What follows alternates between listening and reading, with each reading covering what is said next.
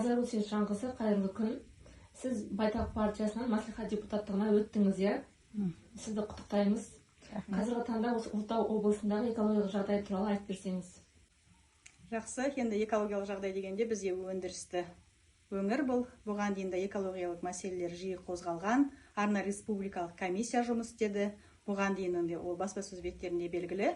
Ал қазірде енді осы комиссияны ол негізгі зерттеулерін қорытындылаған кезде онкологиялық аурулардың қатты өршіп тұрғанына байланысты барлық министрліктерден салалық оған құрамына және сенаттан, мәжілістен депутаттар кірген комиссия жұмыс істеді.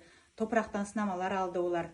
Бірақ енді негізгі келген кезде қорытындысында енді ондай ауруды тудыратындай немесе жаңағындай ондай бір әсерлер жоқ деген қалыпта бұл комиссияның жұмысы тоқтатылды. Сіздің ойыңызша оның себебі неде, қандай өндіріс орындары ма, нақты аттарын атап өтсеңіз? Енді мен бұған қатысты енді өзім сол маман болмағандықтан оны айта алмаймын да себептерін. Өйткені үлкен комиссия іргелі жұмыс жүргізгеннің өзінде ондай бір нақты шешімге келмегендіктен.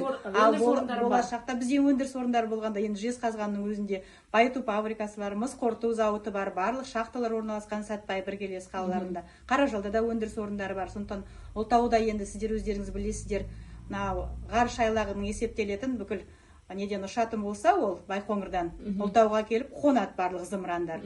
Сосын кейбір кездерде құлағандары да болды, гептил төгілгендер болды, иә, соның барлығы енді ол жер астындағы сіңіп кетеді. Гептилдің енді оның зияндары бір уақытта да шыға қоймайды ғой, бірнеше жылдардан кейін шығуы мүмкін.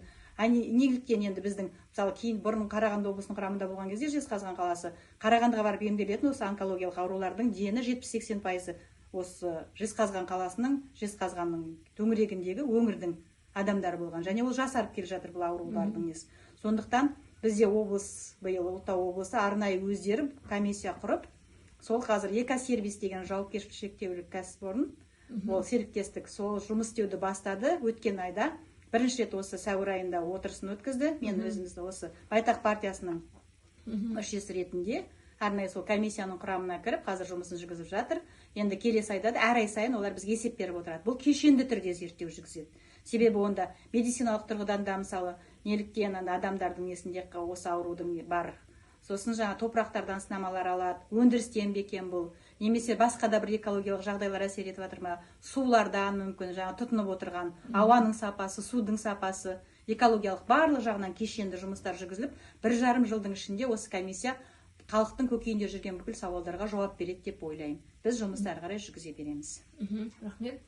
Жалпы қазір қандай шара қолға алынуда осы Байтақ партиясының бірге? Байтақ партиясы енді бізде ол мәслихаттың 4 комиссиясы болса, соның бір комиссиясында осы табиғатты қоршаған ортаны қорғау мәселесі қамтылады.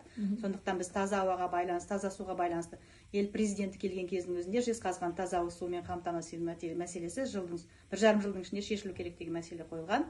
Енді бізде Есқыла, жаңағы Айтау-Сейтас құбырлары арқылы жаңа таза су келеді деген кешенді Ұлытауды дамытудың жоспарында бар. Бұлар енді жүйелі түрде әртүрлі кезекпен жүргізіледі. Қазір қаржы мәселесі республикалық бюджеттен де, облыстық бюджеттен де қарастырылып жатыр. Енді біз соның барлығын қадағалап, осы өзіміздің комиссияда болсын, жалпы тұрғындардың өзі бұл мәселеге өте алаңдаулы болғандықтан қазір күн тәртібінде тұр.